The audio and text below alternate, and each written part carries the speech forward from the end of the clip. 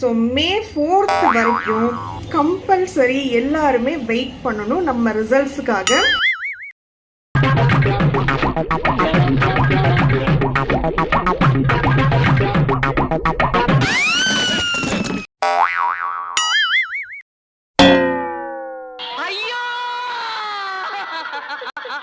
கடலையே கவுத்துட்டானுங்களே.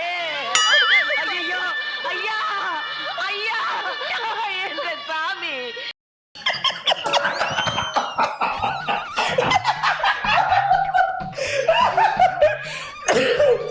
அண்ணா, மார்க்கெட்டிங்னா என்ன? ஒரே வரியில புரியுற மாதிரி சொல்லு. ஒரு தொகுதியிலையும் ஜெயிக்க முடியாத என்ன 234 தொகுதியில் ஜெயிப்பேன் அப்படின்னு நம்ப வச்ச பத்தியா, அதுதான் மார்க்கெட்டிங்.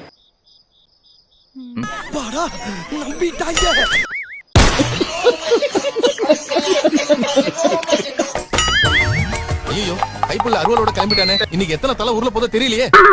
நம்ம விஜய் அண்ணாவை தவிர அடுத்த ஆட்சியில மு.க. ஸ்டாலின் எல்லாம் வந்து உட்கார்ந்தாருனா நாங்களே பிள்ளைகளும் மருந்து ஊத்தி கொண்டுறோம், நாங்களும் மருந்து குடிச்சே செத்துறணும். இதோட 100 தடவை சொல்லிட்டேன். ஒரு நாளாவது செத்தியாடி. உன்னை பத்தி எனக்கு தெரியாதாடி.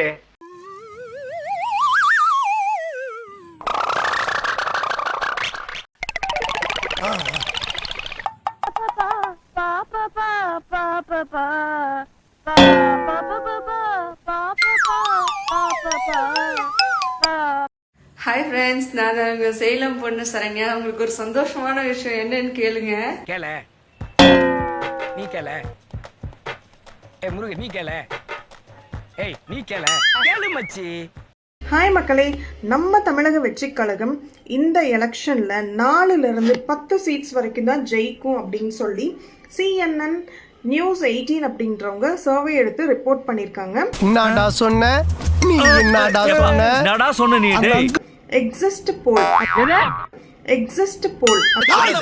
அடி பல்லகளெல்லாம் உடைச்சு போடு. படிக்க தெரிஞ்சா படி, தப்பு தப்பா படிச்சு அடி வாங்கி சொல்லிட்டு. ஏன்னா இதை விட பாதுகாப்பு இல்லாம ரொம்ப வீட்டுக்குள்ள இருக்கிற பெண்களுக்குவே பாதுகாப்பு இல்லாம கைய பிடிச்சிட்டு இழுத்துட்டு வந்துற அளவுக்கு வந்துரும்.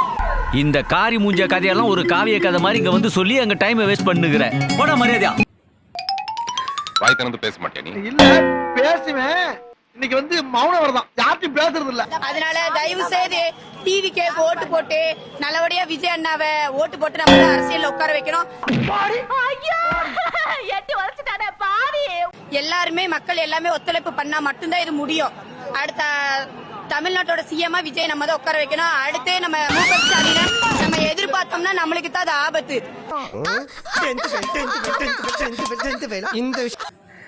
விஜய் ஜெயிப்பாரு.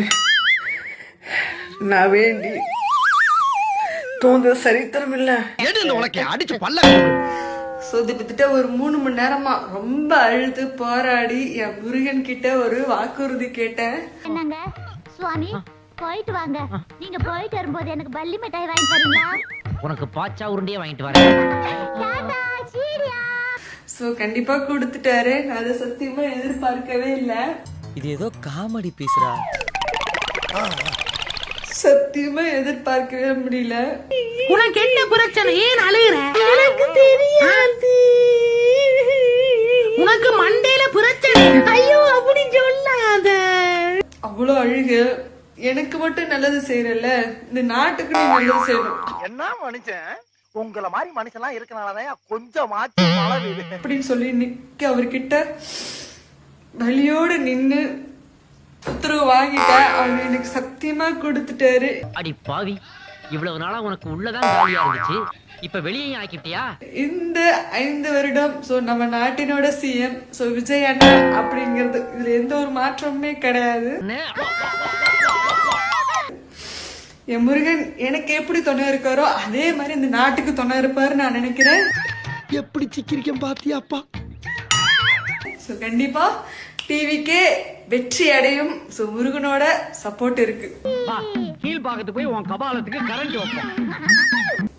பேசியே முடிக்கல, உடனே பள்ளி சத்தும். சத்தியமா எதிர்பார்க்கவே இல்ல.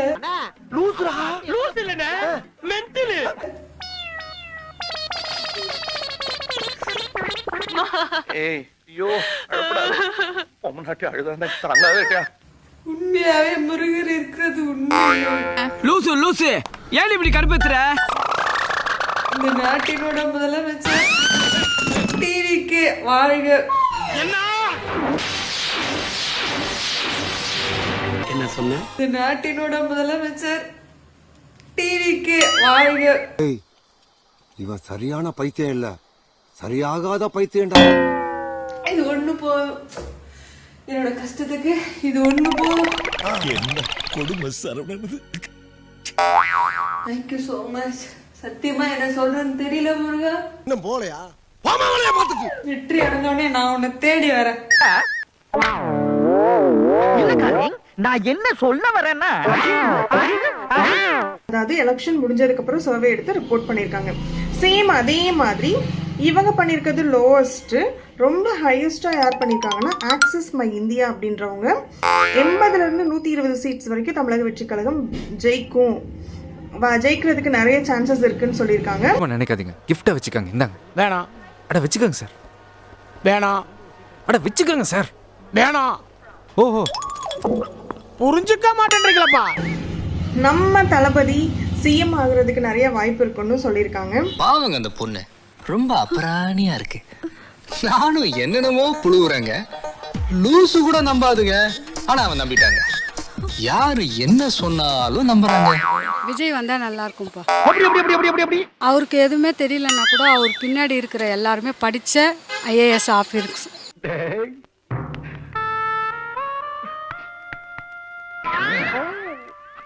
எங்கேயோ போயிட்டடா நீ, எங்கேயோ போயிட்ட. பெண்களுக்கு முன்னுரிமை கொடுத்த ஆட்சி எதுனா அது தமிழக வெற்றி கழகம் மட்டும்தான் நான் சொல்லுவேன். பெண்கள் எல்லாம் வீட்டுல முடங்கி கிடந்தாங்க, ஆனா இப்ப வந்து வெளியே நிச்சிருக்கிறோம் நாங்கெல்லாம். ஏன் நீயே சொல்லு. எந்த ஆட்சியில எங்களுக்கு பெண்கள் மத்திய ஒன்றிய செயலாளரா எனக்கு பொறுப்பு கொடுத்திருக்காங்க? எந்த அரசியல்ல மத்திய ஒன்றிய செயலாளர் பொறுப்பு எதுல கொடுத்திருக்காங்க? ஐயோ, கொத்தா இருக்க முடிய கூவமாக்கி குழப்பி நாரடிக்கிறீங்க. அடிச்ச குவாட்டர் வேற அட்ரஸ் இல்லாம போயிடுச்சடா. எங்கேயோ ஒரு போட்டோ போடுவாங்க ஏதோ ஒரு குழுல, அவ்வளவுதான வரைக்கும். இது வரைக்கும் எந்த ஆட்சியிலயும் பெண்களுக்கு முன்னுரிமை கொடுத்து வெளியே வர வைக்கல. ஆனா தமிழக வெற்றி கழகத்துல பெண்களுக்கு முன்னுரிமை கொடுத்து எங்களை வெளியே வர வச்சிருக்காங்க. உனக்கு என்னப்பா, நீ பைத்தியம். நீ என்ன வேணாலும் பேசலாம். இந்த ஆட்சி நாங்க கண்டிப்பா மாத்தி கொடுப்போம். தளபதி சிஎம் ஆக்கி வைக்குவோம். நாங்க இதுக்காக நாங்க எவ்வளவு வேணாலும் போராடுவோம். என்ன யோசிக்கிறீங்க? உன்னை ஏன்டா கூப்பிட்டேன்னு யோசிக்கிறேன். வீட்டு வேலைக்கு போறோம் தெரியுமா? எவ்வளவு கஷ்டப்படுறோம் தெரியுமா? இன்னைக்கெல்லாம் நாங்க கஷ்டப்பட்டு தான் நைட்டு போய் எங்க வீட்லயே வேலை பாக்குறோம். நாங்க கஷ்டப்படுறோம். அதுக்கு என்னங்கப்ப? எங்களுக்கு ஒரு இது கொடுங்க, நாங்களும் சுதந்திரமா இருக்கணும். இவ பொம்பளை ரவடியாச்சே. லா பாயிண்ட்ஸ் எல்லாம் நிறைய பேசுவாள சகல. எப்ப பார்த்தாலும் குண்டுக்குள்ளே இருக்கணும். பொம்பளைங்களுக்கு சுதந்திரமே கிடையாது. என்ன நடக்குது இந்த நாட்டுல? இப்ப அதை தெரிஞ்சு நீ என்ன பண்ண போற? உனக்கு அதுக்கு என்ன சம்பந்தம்? குழந்தைங்க வந்து பிறந்தாங்கன்னா அம்மான்னு தான் சொல்லி அழுகுவாங்க. இப்ப இனிமே பிறக்கிற குழந்தைங்க எல்லாருமே டிவிக்கேன்னு தான் பேச போறாங்க, கூப்பிட போறாங்க. 26ல தளபதி தான் சிஎம் உட்காருவாரு. நாய்களுக்கு நான் பதில் சொல்ல வேண்டிய அவசியம் கிடையாது. இவங்களை போற ஊசி போட்டு கொண்டு வரணும் அப்படின்னு பேட்டி கொடுத்துருக்கேன். ஊசி போட்டு கொண்டு கடலில் போட்டணும். இவங்க இந்த பூமிக்கு தேவையில்லாத எக்ஸ்ட்ரா வெயிட். ஓட்டு எண்ணிக்கையில ஏதோ தப்பு நடந்திருக்கு. பண்ணி ஆகும். வேணாம் தம்பி, வேணாம். Let them count, uncle. Let them count. எவ்வளவு ஓட்டு வித்தியாசம்பா? 8 ஓட்டு டிஃபரன்ஸ்ங்க. 8 ஓட்டு தானே? அப்ப கண்டிப்பா ரீகவுண்ட் பண்ணுவாங்க. ஐயா நிறுத்துங்க. அவனுக்கு விழுந்ததே 8 ஓட்டு தான். உங்க வீட்லயே 12 ஓட்டு இருக்குல்ல சார்? 8 ஓட்டு தான் வாங்கிருக்கானா? லாஸ்ட் விஷயம் மாட்டிருக்கு. நீங்க அரசியலை விட்டே விலக போறீங்களா? பதில் சொல்லுங்க. மறக்காம சர்ப்ரைஸ் பண்ணுங்க. நெக்ஸ்ட் மீட் பண்றேன். ஒரு பிக்கிங் காணா?